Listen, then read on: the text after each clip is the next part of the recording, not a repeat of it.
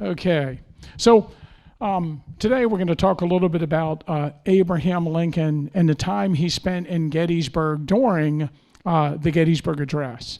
And you know, I saw most of Brad's presentation yesterday. So how many people were at that presentation yesterday? Also a good amount, about half or more. So I'll try to talk about slightly different things that he didn't talk about, but there will be some information that's the same. And I guess, you know, he probably has never seen my presentation, and I didn't know exactly what he was going to be talking about. So that's why there's a little bit of crossover, I guess. But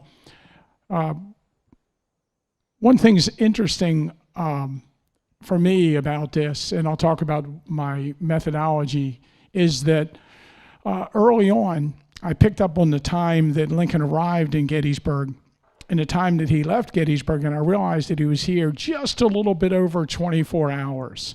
So I came up with this 25 hours at Gettysburg title. And every time I hear somebody use that, like in a book or on a documentary, or Brad used it yesterday, I'm very pleased with myself. I absolutely invented that. So if you hear anybody use that, that definitely comes from me talking about it. And years ago, I wrote an article for Blue and Gray magazine. Boy, I don't even remember when it came out. That I titled the article 25 Hours at Gettysburg. And do you know that was the only time Lincoln was ever here in Gettysburg? So he's only here during that 25-hour period. And during that time, he put the finishing touches on and, of course, delivered one of the greatest speeches in all of American history. And really, my interest in the Gettysburg Address doesn't really come from Abraham Lincoln. I'm not an Abraham Lincoln scholar. I wouldn't consider myself a Lincoln scholar. I know lots of people that are into Abraham Lincoln, have written books about him. You know, I've only really read books about the Gettysburg Address. But my interest in it is how Lincoln spent his time while he was a visitor in our town. And early on, when I started volunteering here at the Adams County Historical Society, Dr. Charles Gladfelter had a file, and it was people who encountered Lincoln while Lincoln was here. And if I found an obituary in a newspaper, or if I found a written account of it, he would have me add this to the file. And what I realized is, you know, we have a large amount of articles from local people who discuss the Gettysburg Address and their interaction with Lincoln while he was here.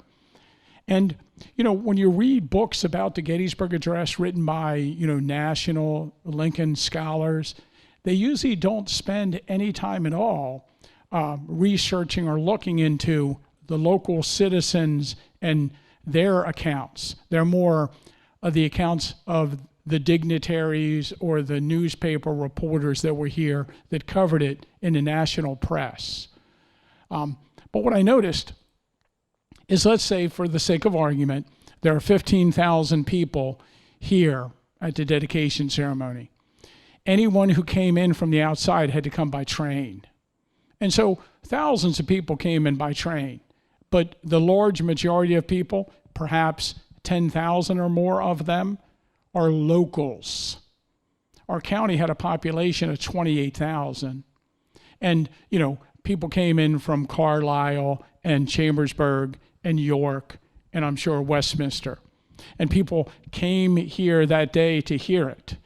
The estimates of how many people were here vary greatly. And some estimates claim, I think the Chicago Reporter says there's 50,000 people here. I think the Star and Banner might say something around 30,000. It's interesting to me that the 15,000 figure you hear often is like a low estimate of the amount of people that were here. And I find that interesting when we talk about this.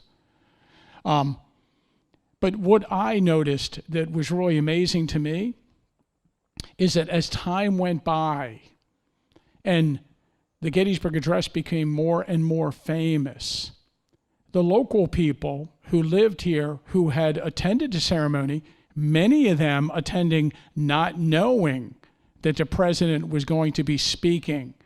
I have not discovered when it was that it was announced that Lincoln was going to speak here in the national press, but it was only a few days before the ceremony. So a lot of people, maybe local people, learned that he was going to be there and came to see him, but a lot of people just came to the ceremony. And then later, of course, they're associated with this famous event in American history, Lincoln giving the Gettysburg Address. And so when people die, it's included in their obituary as if it is something to be added to their biography. So-and-so was born, they married, and they shook hands with Abraham Lincoln during the Gettysburg Address. And I have hundreds of these articles where people die and, then later were given credit for being there at the address. Oh my God, I forgot to get my pointer out. Gotta have a pointer. But this is an image, off the top of my head. It's been a while since I talked about this. I think it's November 19th, 1917. And it's a group of people that were at Lincoln's Gettysburg Address. A guy named John Wayne Johnston from Rochester, New York, put an advertisement in our local newspaper and asked that anybody who attended Gettysburg Address that was still alive, if they wanted to come out, he was going to take a photograph of the local known survivors who had heard the address. And so he took this image in 1917 of people who said they were at the Gettysburg Address. Now, of course, that's got to play into it a little bit. Are they telling the truth? Now, so basically what I have done is I've taken the accounts of local people and examined them and then created a story of Lincoln at Gettysburg. And again, I haven't reprinted it since it's been in that magazine. I thought several times about reprinting the article in some other small booklet or venue, but I really haven't. Since I wrote that article, the Park Service and the Foundation came out with a walking tour of Lincoln downtown that uses my stuff heavily, which I really like. Let's say I influenced them in some of their pamphlet accounts. And I did something for American Battlefield Trust on a walking tour with Lincoln also. But I'm hoping that now you can't really write something about the Gettysburg Address without, going back and finding some of my research. That makes me really happy. But basically, the story is that the Battle of Gettysburg, a lot of men were killed. A lot of Northern soldiers were killed. And Governor Curtin of Pennsylvania came here after the battle, a couple weeks after the battle, and he looked at all the men that were killed.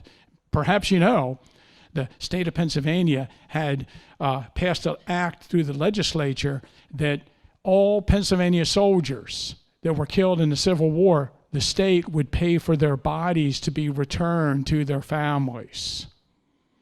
And so the state of Pennsylvania was already going to bear a huge expense for moving the bodies of the Pennsylvania soldiers. So Governor Curtin decided, instead of doing that, how about if the state of Pennsylvania just buys a piece of land at Gettysburg and they bury all the Pennsylvania dead in that plot? I bet you he thought that maybe the relatives of these men would love that and they could come visit them here. And then, of course, after Governor Curtin came up with this plan, he hired a local agent, David Wills, and he also talked to the governors of other states. And eventually, 18 different northern states came into the fold, and they created the Soldiers National Cemetery Committee, not part of the federal government. It's sort of a private organization. And David Wills handled, this is a later engraving of him, handled the purchase of the land and the organization of the cemetery. And of course, they hired a landscape architect, and he laid out, if you're not familiar with it, he came up with the concept of, in a semicircle, of a teardrop falling into a puddle, and the men would be buried on the ripples of the puddle after the teardrop hit it, or the raindrop. And in the center of it would be the Soldiers National Memorial, and the soldiers would be buried in, I think it's 21 sections around the teardrop, 18 different northern states, U.S. regular soldiers, and 3 unknown sections. Now, they had some time, because after the battle was over, immediately people were coming to gather relatives. And there were problems because the people were digging up bodies to find a relative, and sometimes they would dig up a bunch of graves and not carefully rebury the bodies they were digging up. And so the provost marshal imposed there would be no bodies exhumed from the battlefield until October, until it cooled off a little bit, and the digging up of the bodies wouldn't cause so much disease and pestilence. So it wasn't until October that they planned on exhuming the bodies from the battlefield into the National Cemetery. And this is an extraordinary photograph. This is taken in Hanover, Pennsylvania. That's Samuel Weaver. You can kind of see his beard. And he was hired to be in charge of the removal of the bodies from the various places that they were buried around the field into the National Cemetery. And he kept a little ledger book, and he went around, and he had crews that were reburying people. This is Basil Biggs, and he's one of these guys. We're not sure which one. And this image actually comes from Biggs' family's collection, and it was given years ago to the Gettysburg National Military Park. But this photograph is taken in Hanover, Pennsylvania. It is a cemetery in Hanover. Undoubtedly, they're removing bodies that were killed in the action at Hanover on June 30th, 1863. And they're removed to the National Cemetery. There's a newspaper article in a Hanover newspaper that talks about them exhuming the bodies, and it was in February 1864 that they were removing the bodies.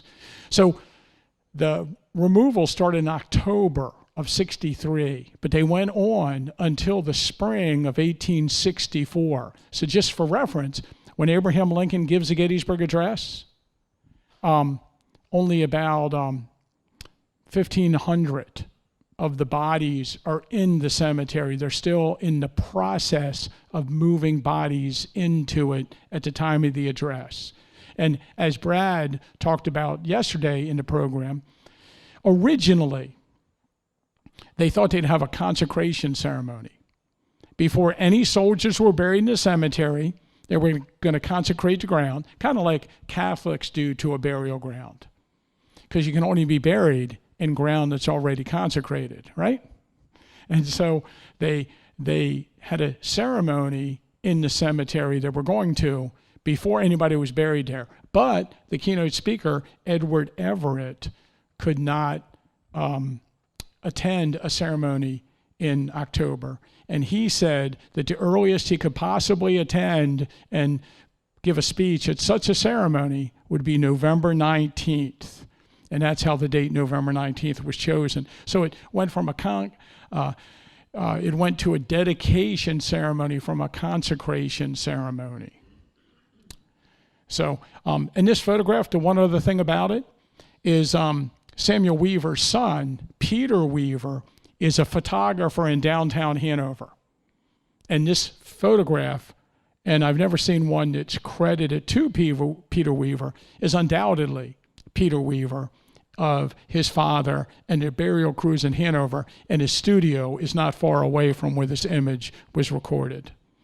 It's fascinating. It used to be that we only knew of this photograph in the book Encountered Hanover. But in recent years, we found multiple better copies of it. Yes. Samuel Weaver was the first Gettysburg photographer and had the ability to record images of people in the town, daguerreotypes, in the late 1840s, early 1850s. And then he had set up a studio on Middle Street. But by the time of the Civil War, he was not active anymore, and his son took over, and his son had moved to Hanover. And in 1864, the Mumpers, Jacob Mumper took over his gallery on West Middle Street. And at the time of the battle, a guy named Spates was working out of a studio on West Middle Street. That's a guy who took the photograph of Jenny Wade that you see so often. Don't get me started on photographers. So this extraordinary photograph was taken by Samuel Fisher Corliss of Philadelphia. And we have a feeling that he was in town for the Gettysburg Address. But this photograph has to be taken before the Gettysburg Address. Do you see those trees behind the plot here? And off the top of my head, I know he took a photograph of the Pennsylvania plot, and I think this is the Massachusetts plot. And a couple things. Those trees, there were trees along the Taneytown Road at the time of the battle, and those trees were cut down between the time of the battle and the Gettysburg Address. And so in another photograph, we can see that those trees are already removed by the time of the Gettysburg Address. But you can see they're in the process of removing those trees. And those trees would be where the walkway is, the lower walkway in our national cemetery. So isn't that fascinating? The other thing is the soldiers are buried in straight lines. So they're not buried like in a semicircle. And they didn't put the stones up until later. And so my question, I guess, is, did the stones represent where the soldiers are actually buried? Or did they just put the semicircle stones on the graves that were in straight lines? That's a good question. We have all kinds of questions about the burials in the cemetery. But how they did it, apparently, in case you haven't heard this, they opened up a trench in every state section. And then wagons would come in. It could only carry like 8 wagons or 8 coffins on a wagon. And so the burial crews went out, and Basil Biggs ran one of the burial crews. We have an account by a guy named Leander Warren, whose father ran one of the burial crews also. And they would dig the bodies up, put them in a pine box, and then put them in a wagon, and then haul them to the cemetery. And there was a guy at the cemetery, I believe his name is Joseph Townsend, who was in charge of putting the coffins in the graves. And so a wagon would come in. What do you have? There's 3 bodies here from Pennsylvania. There's 2 from New York, 1 from Rhode Island. So then they would get the coffins off and just put them in the Pennsylvania trench they dug next to whatever was right beside it. And then the Massachusetts guy or Rhode Island guy would go in the Rhode Island trench, and the New York would go in the New York trench. And so that's how they filled the National Cemetery. Now, David Wills had commissioned a map of the dead on the battlefield that we don't have in July 21st, I think, because they had to know how big to make the state plots, how many people from each state were they expecting to go into those plots. Hey, this is much more complicated than you think. But it was a slow process, and you can see here, and again, I know this guy took photographs of Massachusetts and Pennsylvania. I think this is Massachusetts, but it's been a long time since I talked about it. Solomon Powers was responsible for finding the Massachusetts dead and moving them over. But like I say, it's been a while since I talked. This could be Pennsylvania. Now, so they decided to have the ceremony on November 19th because they wanted Edward Everett, the greatest orator of his time, to be the keynote speaker. Do you know, it's interesting, years later, there was a guy born, and his name was Edward Everett Horton. named after Edward Everett. And you know, Edward Everett Horton became the greatest narrator of all time. Anybody know what he narrated besides Burger King commercials? That's right. Fractured Fairy Tales. He was on F Troop? Awesome. I know, isn't he in Arsenic and Old Lace? Love that. Yeah. Okay. We're getting off track. Forget about that now. Watch Fractured Fairy Tales. So,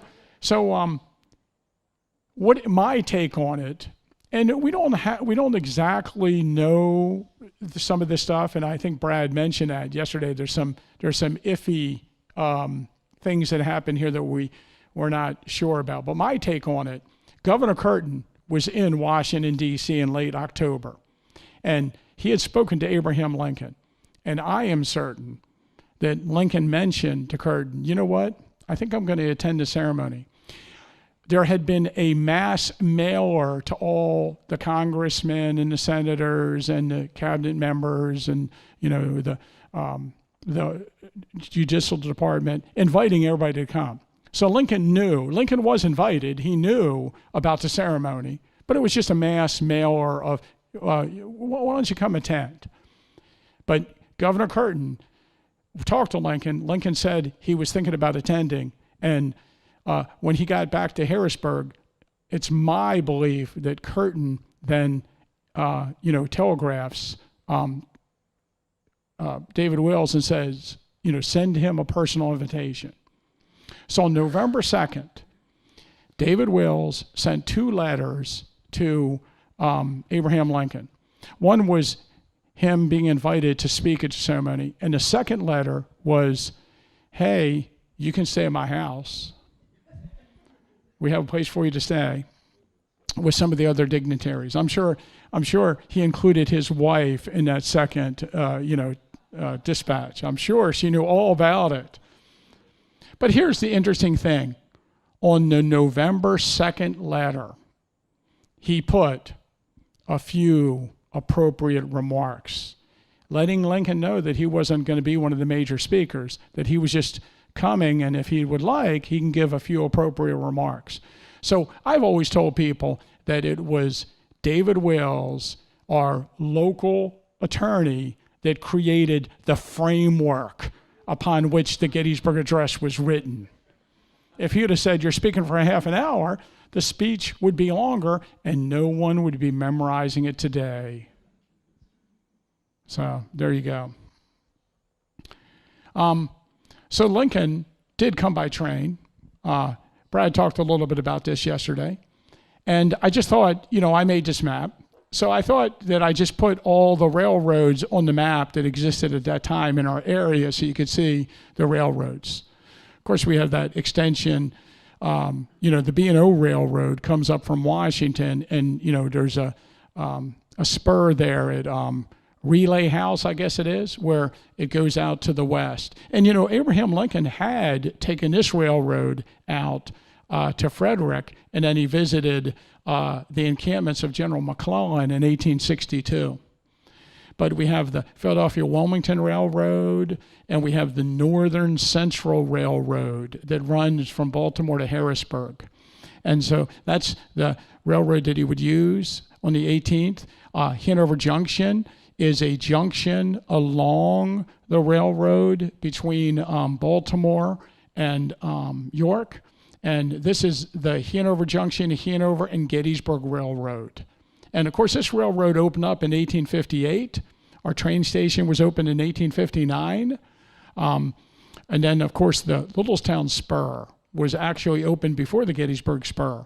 So at the time of the battle, that's kind of what the railroad looked like. And of course, we have the Cumberland Valley Railroad that ended at Hagerstown. That was very important in supplying McClellan's army after the Battle of Antietam. And of course, the B&O Railroad.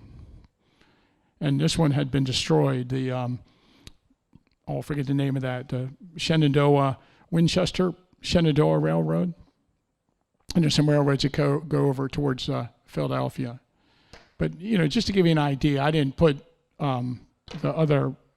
northern railroad on a western, but you guys get the idea.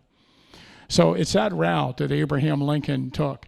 Now, you can't have one train running all the way to Gettysburg. This track is different and would not accommodate the large locomotives that were coming from Baltimore or Harrisburg. The other thing that's really interesting about this, the plan, and they had a really interesting plan. All the governors of all the various states that were coming to the ceremony, most of the governors, especially the ones east and west and north of Harrisburg, were meeting Governor Curtin in Harrisburg. And then they were going to get on the train, and then they were going to come down from Harrisburg to Hanover Junction. Meanwhile, Lincoln's train was riding north, and the two trains would meet there. And then it would take the cars, put all the cars together, and then a locomotive was going to take them over to Gettysburg. But, as you probably know, there were some engine problems, and there was an accident on the track, and Governor Curtin's train did not reach Hanover Junction at the time that they were supposed to. Lincoln's train waited for a little while. They stayed at Hanover Junction, and then they just put 4 cars onto the locomotive and brought Lincoln's train over to Gettysburg. And he arrived about 6 p.m. You know, some people say it might be 6:30, but I have to make it 6 because I need my 25 hours. Okay. Again, if you see somebody, I just made that up. Okay. So Governor Curtin's train doesn't arrive until midnight with the other governors on it. So it's because of this plan fell apart. Whoop! Shook my whole screen. And I have lots of quotes, and I'm not going to read you throughout the program all the quotes that I have gathered from all the people involved. But we have lots of quotes from people who were on the railroad. Remember, a large amount of people came across the railroad to get here. And so I just wonder, where did they put all the cars? We're sending locomotives back and forth to Hanover Junction, 30 miles to bring people over. So I guess some of the locomotives could probably bring cars across the track from other places, but most of them are too big and can't ride on this track. And when they're brought to Gettysburg, they have to use all kinds of, freight cars and flatbeds to bring the people over. And some of the people are very uncomfortable on this 30-mile stretch. And one reporter says that Gettysburg and Hanover Junction Railroad is the worst engineered railroad in the United States. It gets a lot of bad press during this time. Now, you might know that there are photographs taken of Hanover Junction, and over the years, these photographs again and again and again have been said to be Abraham Lincoln in Hanover Junction. When I was a kid, I got that book, Abraham Lincoln. I think the guy's name was Lorraine. It's a big book, and in it, there's every known photograph of Abraham Lincoln that was known at that time. I think it's published in the 60s. And there's this picture's in there, and at Hanover Junction, I think they still tell you it's Abraham Lincoln. Last time I was there, they were still telling you that. And I don't know how old I was when I got that book. I don't think I was a child genius, but I bet you I was 10. And I was like, that's not Abraham Lincoln. And you can get different versions of a look at it and you see how big his nose is. But people love to say that's Abraham Lincoln. And recently, there's a great article.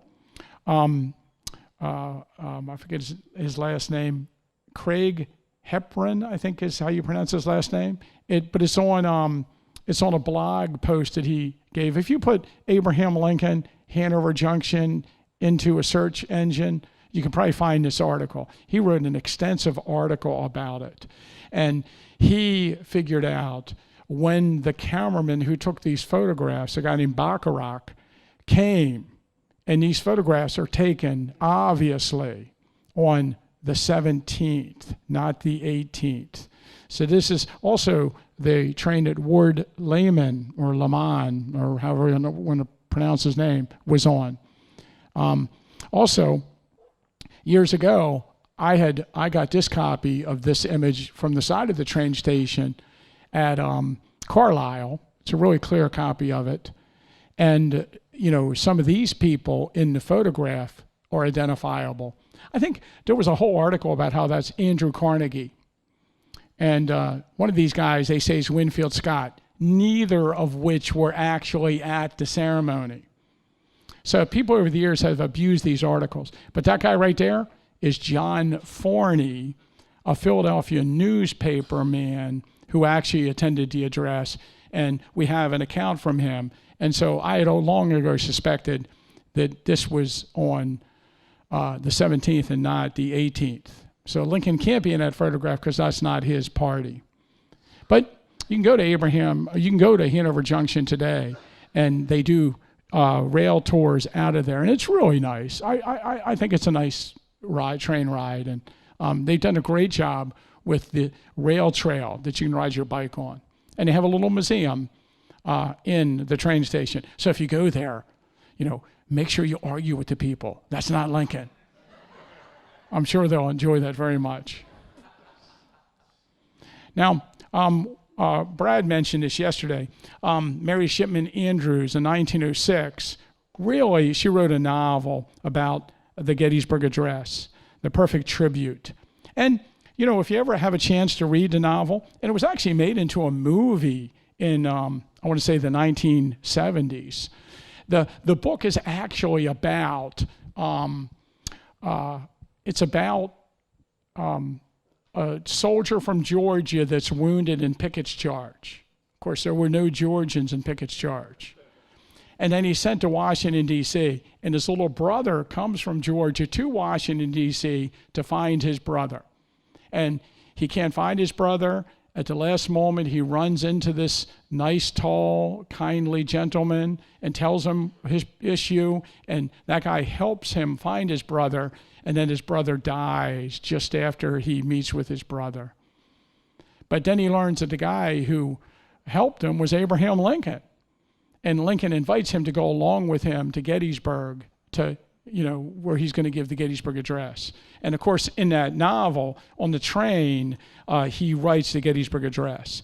And it's not the first time that someone had suggested that it was written on the train. I was going to see if I can find it here. There's an earlier account that it was written on the train.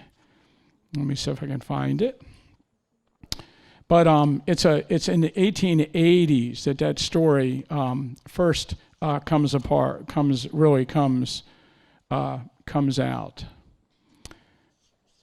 Okay, here's what they say in The Perfect Tribute. He glanced about inquiringly, Lincoln. There was nothing to write on.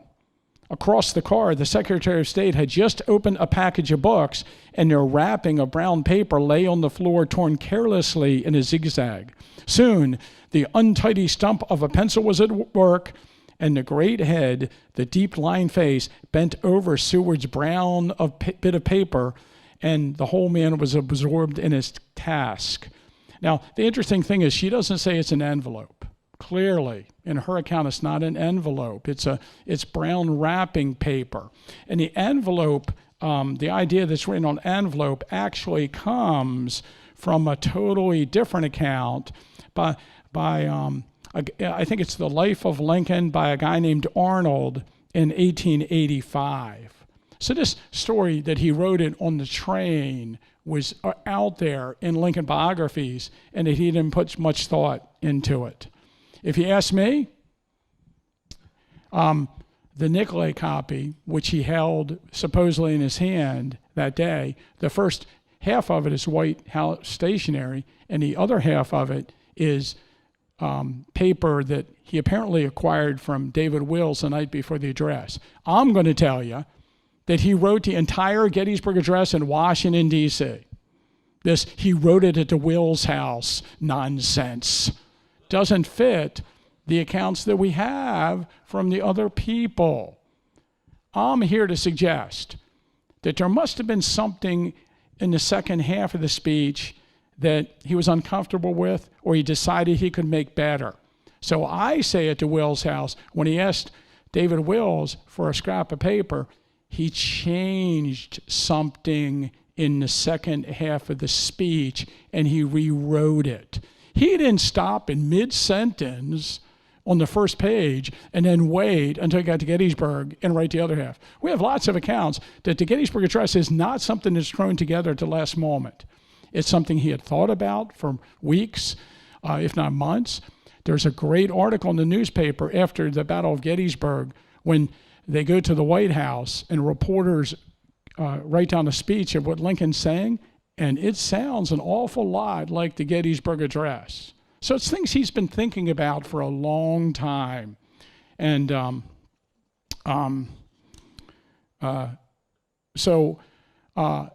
that's just my take on it. And, I think for the Lincoln Room Museum that we've always had here, it's better for them to suggest that Lincoln wrote the Gettysburg Address there.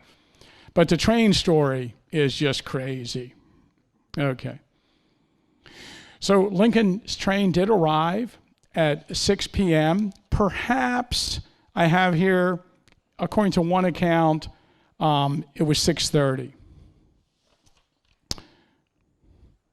And Lincoln arrived. Edward Everett had arrived a few days earlier, and Edward Everett was at the station, not to necessarily meet Lincoln, but Edward Everett's daughter, Charlotte, who was married to a man in the Navy who was attached to headquarters in Washington, D.C.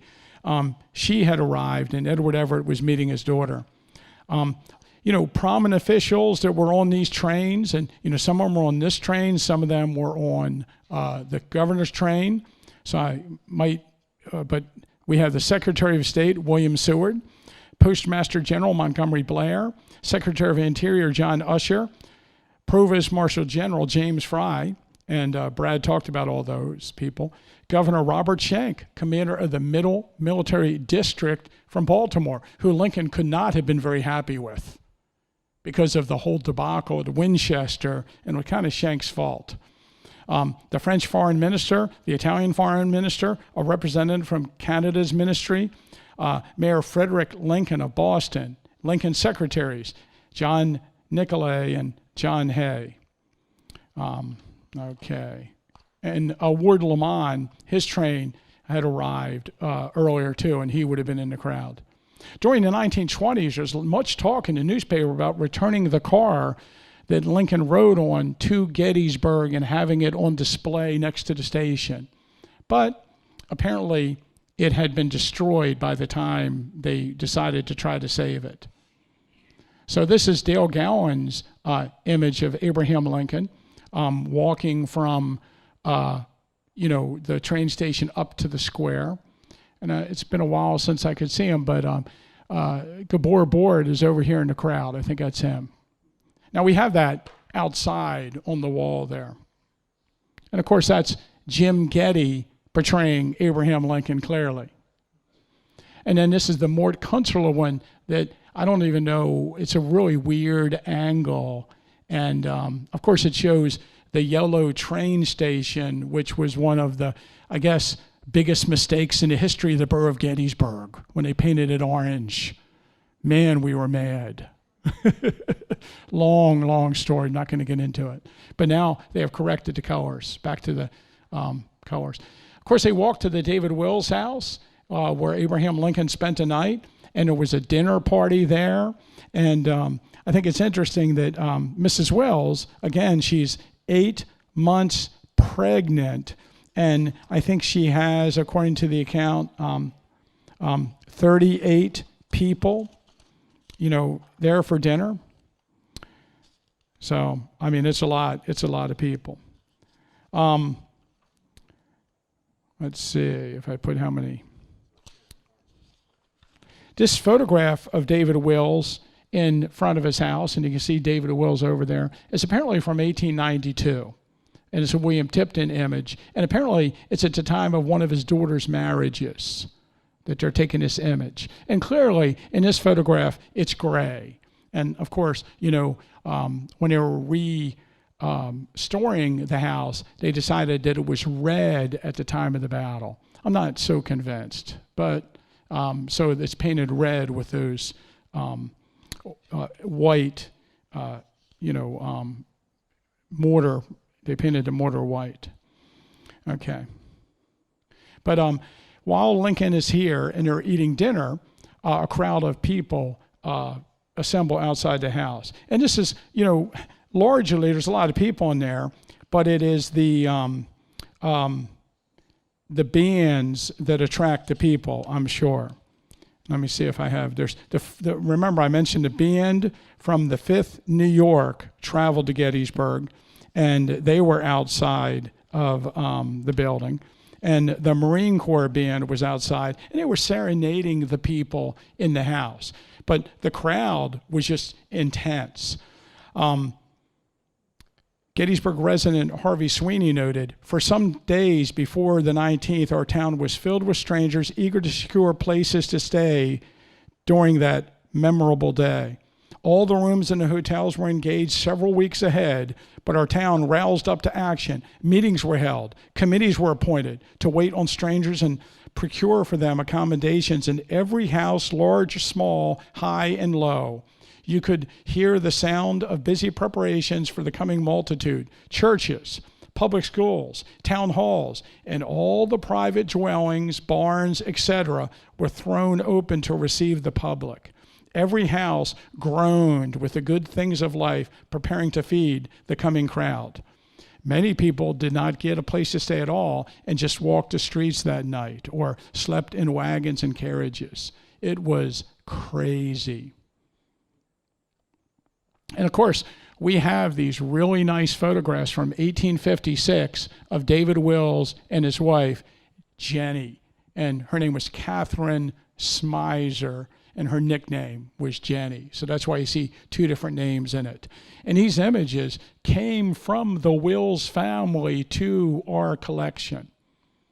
And these are it's their wedding photographs. And so there's our colorized version of David Wills. And again, this is 1856, so this is sometime before 1863.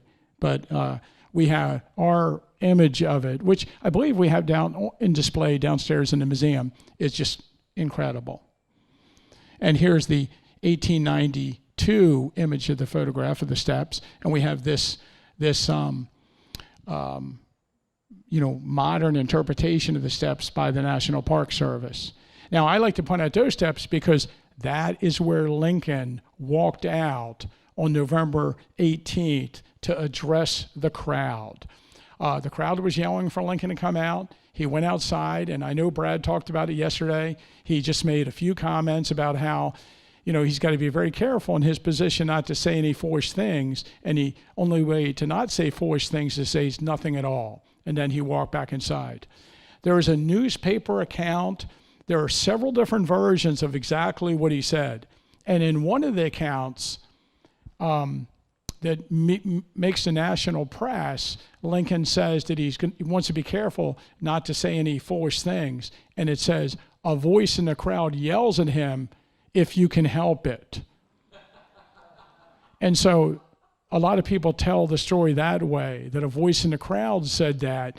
But in our local newspaper, Lincoln says, "If I could help it." So there's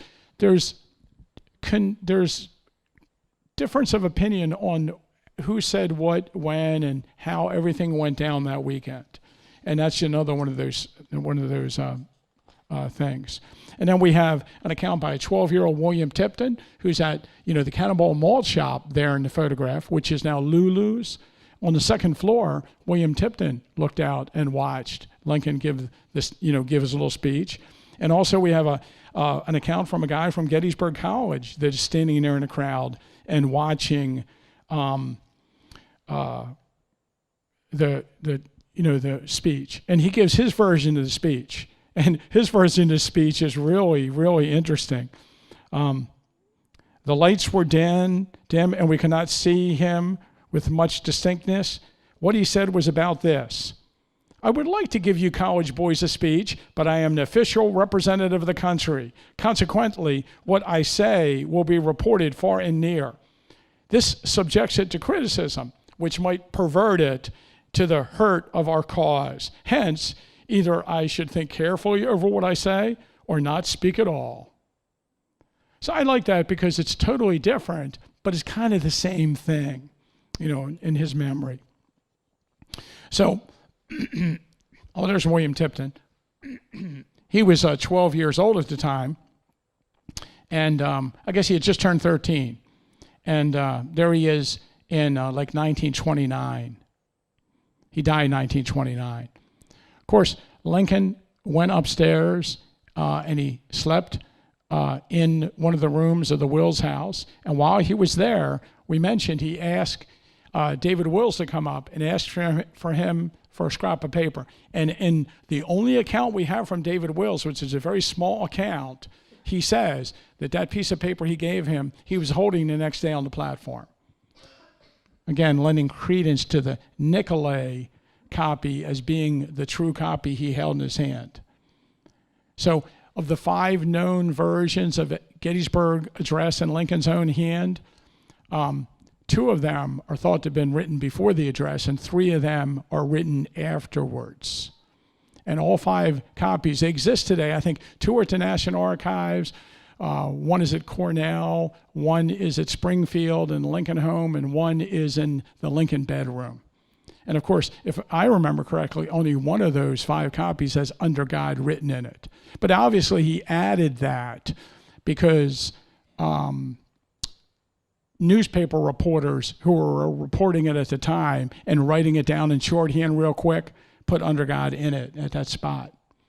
So this is Hugh Paxton Bigham, who is there as the door. And actually, Company C of the 21st Pennsylvania Cavalry, which was from Gettysburg, or Company B, it's Company B, they actually were here at the Gettysburg Address. They had been guarding prisoners in the hospitals, and so they were just detailed to guard Lincoln. And so there's a whole company, like 30, 40 men that are in town guarding Lincoln. And he's at Lincoln's door. There's another guy at the corner of the building. There are people. We have downstairs in our museum, we have a document where one of the guys is ordered to stand guard at Governor Seymour's, where he's staying. So, and there's a couple of them running messages back and forth from the telegraph office to the dignitaries. As a matter of fact, Brad didn't mention this, so let me mention this, that on the morning of the address, a message arrives from Edwin Stanton to our local telegraph office, and a soldier brings it to Lincoln, and the message says that, hey, Tad is feeling much better. So if you didn't know that, he gets a telegram. And of course, Bigham writes a lot about the fact that he's placed at the door and he converses with Lincoln. After Lincoln completes his version, his changes to the Gettysburg Address, he asked Bigham to take him next door to see William Seward. And William Seward, he goes and talks to him for a few minutes and then comes back to the Wills house that night. And that's pretty well documented. I should mention that there's a crowd of people that's outside of the Wills house in the square, and then they ended up going over to Seward's place where he was staying, and he cajole him into coming out and making a speech. And then they go down the street and they go find Montgomery Blair, the Postmaster General. He makes a speech. By the way, Postmaster Montgomery Blair is staying at David Beeler's house, the postmaster of Gettysburg. Can you imagine being the postmaster of Gettysburg and all of a sudden the Postmaster General of the United States is coming to your house? Yeah. Now what's interesting is when William Seward gives the speech,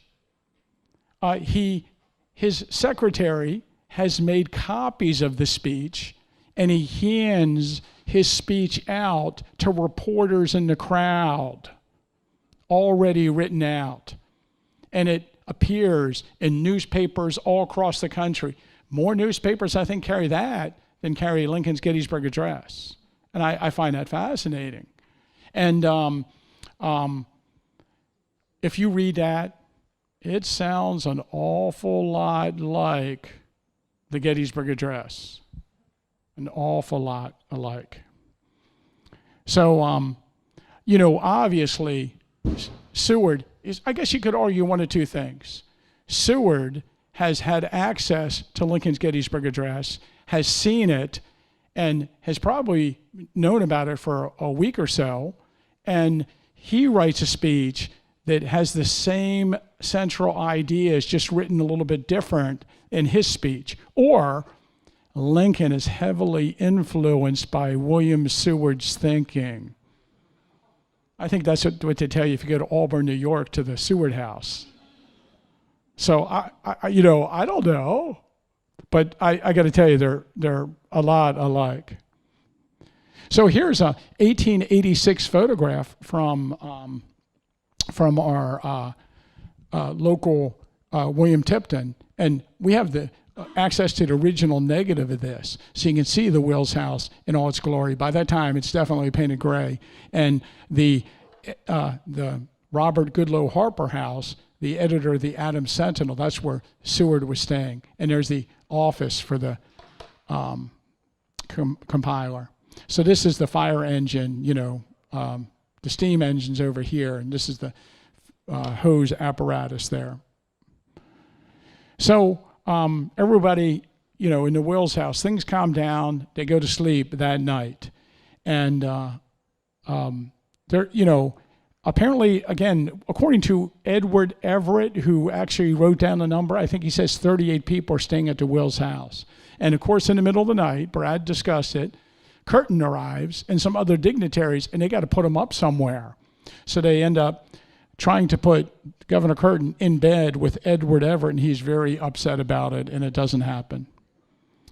In the middle of the night, while everybody's sleeping, Charlotte, Edward Everett's daughter, had been put in bed with two other women, and the bed broke, hit the floor, and they all rolled out onto the floor yelling and screaming. And it woke up the whole household, apparently. So there's a children's book on the Gettysburg Address, and they use that illustration, and I'm a big fan of that. So the next morning, everybody wakes up, and there's an account by the Wills family of Lincoln, eating breakfast. But you know what there is not an account of? This is where I am adamant about this. There's no account that Abraham Lincoln leaves the house and goes and tours the battlefield. These people who keep saying this, I want their source. The best source I've ever seen that Lincoln tours the battlefield is someone wrote that when Edward Everett was on the platform, or when someone walked onto the platform and said to Seward, within hearing of one of the reporters, I tried to stop by and see you this morning. I couldn't find you. And according to this reporter, Seward said, yeah, Lincoln and I were out touring the battlefield. And we don't have any accounts from people that saw Lincoln on the battlefield, or any accounts from the security detail of Lincoln leaving the house in the morning. So I don't know. One thing is clear, that if he did leave the house to tour the battlefield, he rode out to the seminary and he rode back. He didn't ride to Little Round Top or Cemetery Ridge or along the Confederate line of battle. And, I think it's a guy at the seminary who wrote a book and suggested that he visited the spot where Reynolds fell. Okay, first of all, there's a fence along the Chambersburg Pike. Reynolds Avenue is not there. You can't ride a carriage through that fence and get to the spot Reynolds was killed. I don't think people are not thinking about this. And secondly, why does he want to see where Reynolds killed? If I remember correctly, Reynolds doesn't like him. The last time they met, Reynolds told him off. What's his good friend, John Fulton Reynolds? What are we talking about? Gets me infuriated. Yeah. And then, of course, you might know the Sheeds insisted Lincoln visited Sheed's house. No source. I've looked at their source. No source. So anyway, okay, so, if you want to have Lincoln visiting the battlefield, that's fine. I've asked some Lincoln scholars, why are they so adamant about it? And I think it's the fact that they want Lincoln to have gone out and stood there and gained some kind of insight on the battle by standing on the site where the battle was fought. And that reflects upon the Gettysburg Address. That's why it's so important. And it's just, we're lacking some serious documentation there. One of Will's daughters had an autograph book, and she got people's autographs. And I just think it's awesome. And we have pages from the autograph book in our collection. And you can see she did it on pieces of paper and then cut them out and pasted them into a book. Whose signature we don't have? Abraham Lincoln. So somebody either sold it a long, long, long time ago, or I don't know, the family might still have that one. But we got this from the Wills family. And look, Roy Stone of the Pennsylvania Bucktails, Abner Doubleday, she got his signature. Some of the French dignitaries and Governor Curtin and Ward Layman. I have no idea how we're supposed to pronounce that. Lamont. Here's a 1913 photograph of the Wills house from the Lincoln Highway collection at the University of Michigan. I got this recently. And of course, the Lincoln Room Museum by that time was opened up as a place you could visit. Now, we all know the Lincoln Room Museum from 1959. That's when it was purchased by L.E. Smith, and he created that place. How many people were in the Lincoln Room Museum during that time years ago? Not too many? Okay, but it was fascinating. They had a wax figure of Lincoln. They told the story of the Gettysburg Address. William Storick is the superintendent of licensed battlefield guides in the 1930s. He wrote one of the best books on the Battle of Gettysburg.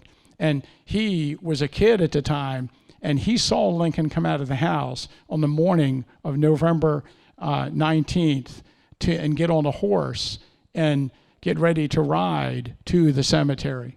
Now, Brad mentioned this yesterday. An original copy of the program, which included the order of procession, is downstairs in our museum. And it's interesting that this person had done some farming calculations on the back of it. So so he really didn't think it was probably that important. He was using it as scrap paper, but we didn't even know we had it. It was just mixed in with some other personal papers that we got from this family. And Andrew actually found it one day when he was a volunteer here, like about maybe like 8 or 10 years ago. So we do have another copy of it too that's ripped, but here's the copy. And it tells you the order of the parade. And of course, I don't know if anybody realizes that Major General George Gordon Meade and staff were invited. And their names are on the program. But of course, General Meade is involved in something called the Mine Run campaign. I think he's kind of busy at that moment. But some other generals that were here to battle had come. And it's fascinating. And here's the issue. This is what happens. So they come up with this elaborate procession plan to go to the cemetery, and they tell everybody to meet that's in the procession in the center of the square at an appointed time. And I think we're supposed to assemble at 9 o'clock, start assembling. In the newspaper, they actually have some of the timing. And then they're going to march up to the cemetery when they're all formed. The problem is all the spectators also show up in the square of Gettysburg to watch the parade. So thousands and thousands of people are standing in the center of the town of Gettysburg. And it's confusion. Lincoln ends up sitting on that horse for the better part of an hour, waiting for them to sort everything out so the procession can get going. And it causes a delay in the ceremony. And here's a picture, I showed a part of it earlier, of the square in 1886.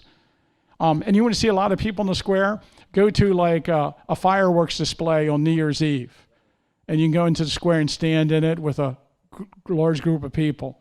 But man, there's not that much room. And there, of course, is the fire engine. They're celebrating. We just bought the Silby fire engine. Do you know what the fire engine's called? The General Meade. Gotta love that.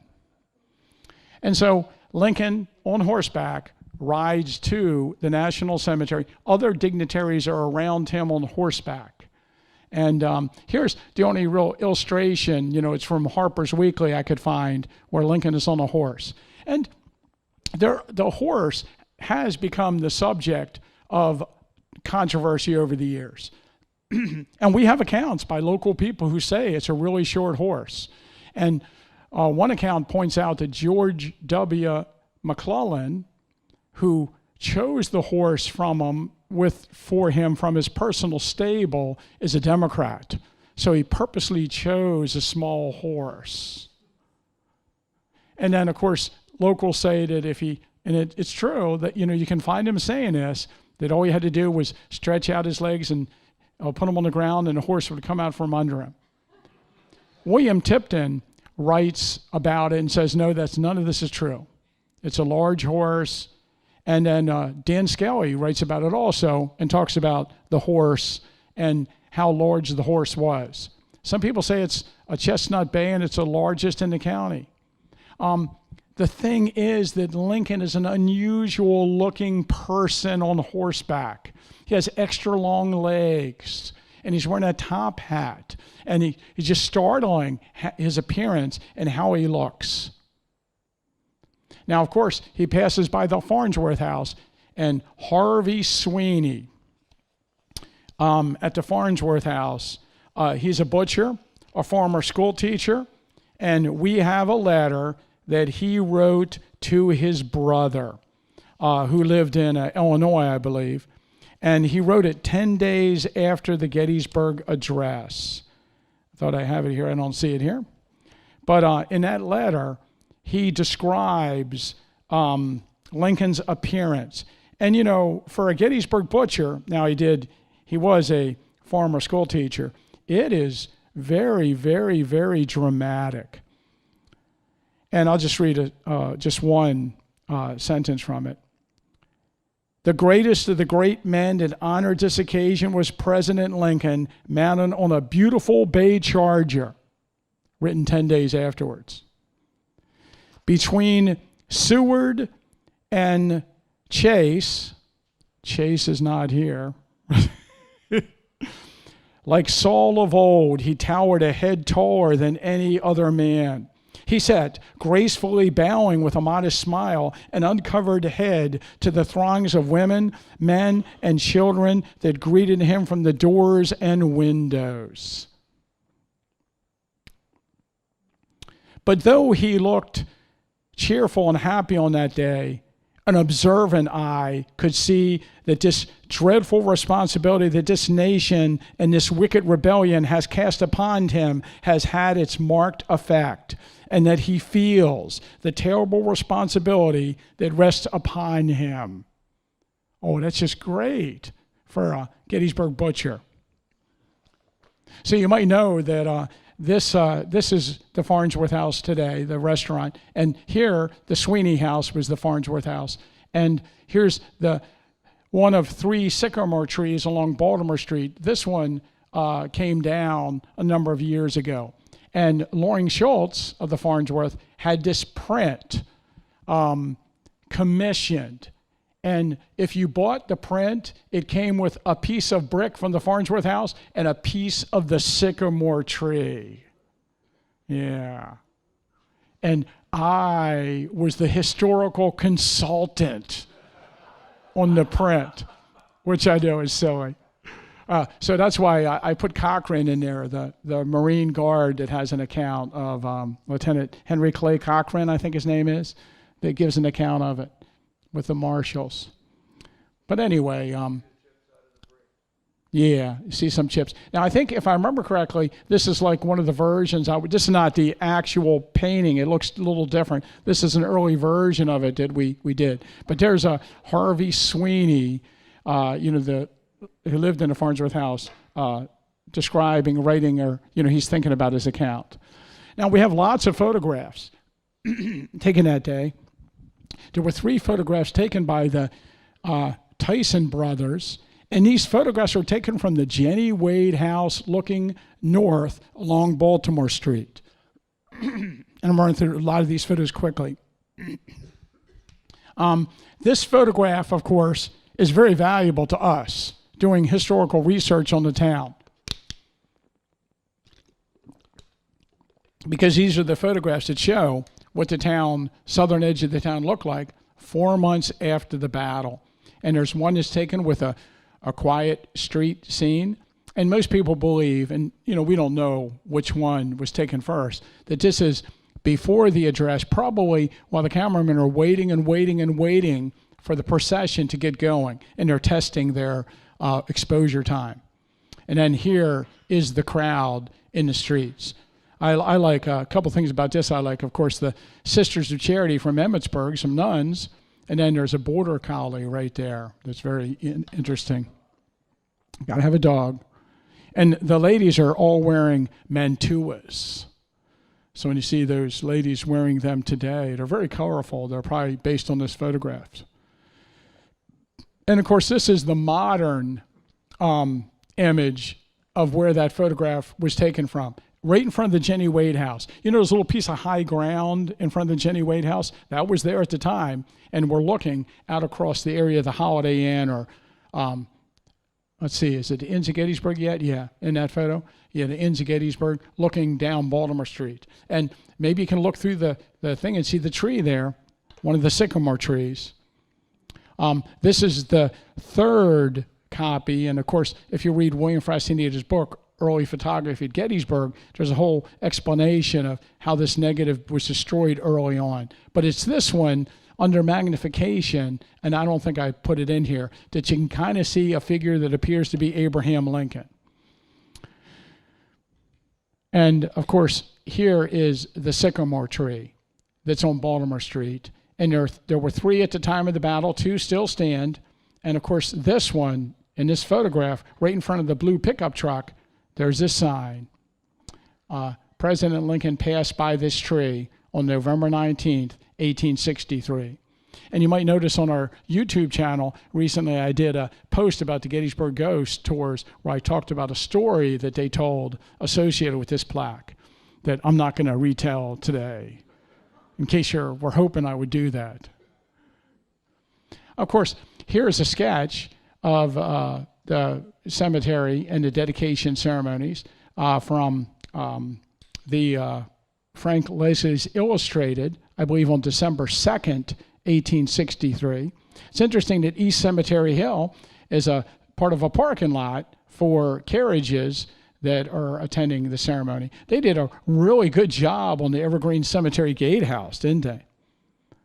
But there's the, and this one you can kind of see, it's not to scale or anything like this, but you can see the platform, and you can kind of see, the American flag in the center of the cemetery. And of course, during the ceremony, Edward Everett gave a 2-hour speech. And what he said was every bit as important as what Lincoln said. It just took him a little longer to say it. I suggest that you sit down at some point and read Edward Everett's speech. It's available in many books written on the Gettysburg Address, and you can find it. So it's very flowery. Yeah, and I have a hard time reading it. One of our tour guides, Roy Frampton, when he gives tours in the National Cemetery, which we're not allowed to do anymore apparently, angers me. But at night, we're still allowed to give our 6 o'clock programs in the summer before they do the taps in the cemetery. But Roy Frampton always likes to he likes to read. Actually, he has it memorized. Just give a few lines from Edward Everett's address. The first sentence has 56 words in it, if I remember correctly. And, the crowd was there listening to him speak. And, undoubtedly, it was kind of like an Indian summer kind of day, they said. And some of them were getting a little warm because they're dressed up really well. There are photographs taken from the cemetery of the platform. And you can see the platform. You can see Culp's Hill and the Evergreen Cemetery Gatehouse. So you can kind of triangulate them and get an idea of where the platform is for the Gettysburg Address. And, these are photographs taken by Alexander Gardner and his crew. And, I'm not going to get into all the where is Lincoln, and this could be Lincoln, or this guy could be Lincoln. Gary Edelman, my friend, does a very humorous lecture on this where he points out everybody with a hat on in the photograph. But one thing's interesting, there's the artillery pieces on the East Cemetery Hill. How about that? This is where I usually talk about the cannons firing, but I thought I'd do it early on in this program. So there you go. And it is just fabulous. Oh, I didn't know I put that in there. There's the Abraham Lincoln that's in one of the negatives, and John Richter pointed out that this kind of looks like Lincoln. I tend to think not, because I think he should be on a platform when this photograph was taken. But, some of these things are just, we'll never know. And here's one of the Weaver images that is taken from the Evergreen Cemetery Gatehouse, the second floor window on the south side of the house, looking back. And, Ken Burns uses this in the Civil War series and suggests that this is the sign that says, no riding or shooting of firearms or picnicking is allowed in the cemetery. Violators will be prosecuted with the utmost vigor of the law. But we don't really know what that says. And that story about might not be true about the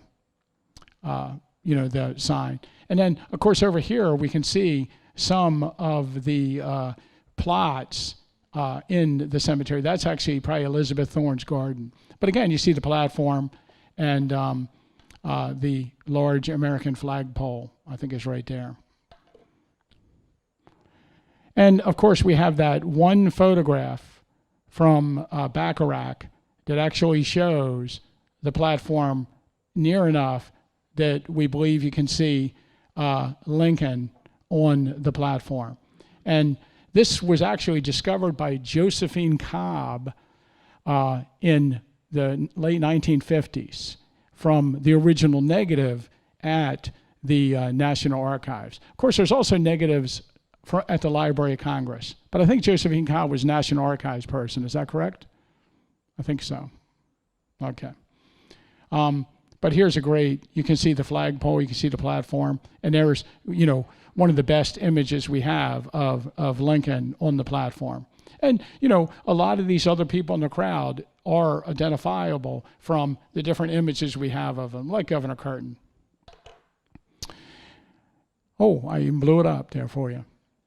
So Lincoln only spoke for 2 minutes. He gave one of the greatest speeches in American history, and every single person in the crowd and even down into the town heard the speech. So, you can't say no one, Hey, they all say they heard it. Now, I should tell you that in our local paper and in the local accounts given by the people later, everybody's really harsh on Edward Everett's speech. It doesn't seem very popular amongst our local people. But it's Lincoln, of course, his speech goes over really well. And, Brad did this too, but here's just some illustrations of the Gettysburg Address over the years that you see, and illustrations and books and postcards that appears on. And I think some of them are really interesting. I like this one that has like Edwin Stanton there. Like he's not there. This is like an image that was used on an early Gettysburg postcard. I collect Gettysburg postcards. So that's why I have a lot of different postcard images of them. And these are some, images from those postcards that are Yeah, and that one I know Brad showed this the other day, and this is I got this off the internet. You can see this is a Gettysburg postcard. But then this is the Mort Kunstler print of him. I like the water jug on the platform. And that's one of the more famous ones. I think I just showed that one. And you can see a couple other ones. And again, I don't know why. I just had collected them over the years, and I have this postcard. How about that postcard? And this one is really interesting. I used to know exactly, this is, I forget where this is, but this is a painting. And you see the graves and the battle and the clouds over here. And Gettysburg welcomes Lincoln. I like that. Oh, there's the guy's name. Pomeroy. Oh, I love the cloud. And I love I'm amazed when somebody does the Evergreen Cemetery Gatehouse accurately. And then there's this one where they put Lincoln speaking in front of the Evergreen Cemetery. And this illustration was in a lot of books around 1900 or so. And I'm assuming that whoever was working on the movie, the miniseries, The Blue and the Gray, must have seen this illustration. Because there's Gregory Peck. Look at Edward Everett's bathroom. I know that, bathroom tent. It's like in the middle of the Baltimore Pike. Makes sense. But this is Gregory Peck giving the Gettysburg Address in the miniseries, The Blue and the Gray. And, you can buy that. I think it's at Walmart for like $5 if you want to watch that miniseries again. I love it. It was filmed in like Arkansas. They don't even try to hide like modern buildings. But, and of course, Mary Wade is killed in it. Of course, after she marries Major Steele, is that his name? Okay, so Gregory Peck gives my favorite rendition of the Gettysburg Address. And I'm sure everybody has their favorite rendition of the Gettysburg Address. So you can get on YouTube and you can put in, versions of the Gettysburg Address. And, like 20 of them will come up. Now, of course, a lot of people like Daniel Day-Lewis, doing it, or Jeff Daniels does a wonderful rendition of it on the soundtrack associated with the movie Gettysburg. And so you can hear different versions of it. Johnny Cash does a good Gettysburg Address. Red Skeleton does a good Gettysburg Address. You can find those on the internet. Of course, when I was a kid, Raymond Massey was the guy who gave the Gettysburg Address. And like when you went to the Wax Museum, you heard his voice. When you went to the Cyclorama Center, you heard his voice, and so he did a version of it. And I think, if I'm not mistaken, he was, in 1952, he was Mr. Lincoln Comes to Gettysburg, played Lincoln. So, the graphic novel, Gettysburg, I just wanted to throw this into you. Probably one of the weirdest things I've ever seen is they have the Soldiers' National Monument in that under construction. There's the Soldiers' National Monument under construction. And I guess, I'm thinking that because the Blue and Gray miniseries did that in front of the Gatehouse, that now people, have misinterpreted the spot and put him there. And yeah, I don't know who the cartoonist was here, but I wonder if somebody pointed that out to him, that is not the Soldiers' National Monument.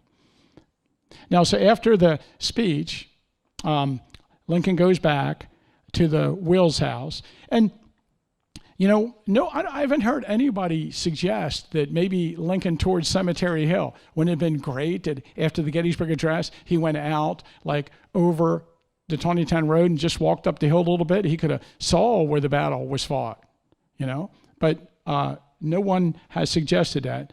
They go back into town and they have a luncheon at the Wills house. And then after the luncheon, David Wills opens up the front door and he opens up the door to his law office, and there's a hallway and there's a back door to the law office, and anyone who wants to is able to get in line, and they have Abraham Lincoln, they have all the dignitaries from the different delegations from other countries that came, and they have Governor Curtin, and you can shake hands with all the different important people in the country. And a lot of people locally said that they attended this reception and they shook hands. And of course, I think Brad mentioned it yesterday on the train after the Gettysburg Address. When he's going back home, Lincoln's feeling sick, and he sees a doctor afterwards, and he has a slight case of smallpox. And Lincoln was shaking hands like crazy. So I've often thought of the Gettysburg Address as a super spreader event. I just made that up. Of course, for me, one of the most exciting things is after the shaking of hands, Lincoln asks if he can meet John Burns. I have one account where a delegation goes down to John Burns' house on Chambersburg Street, and they asked him if he could come up and meet Lincoln. And Burns is like, he can come down here. But the other accounts are like, oh, he's really glad to do it. And he comes down. And we know that John Burns is in the crowd at the Gettysburg Address. We have a specific account where he is signing photographs of himself and selling them to people in the crowd.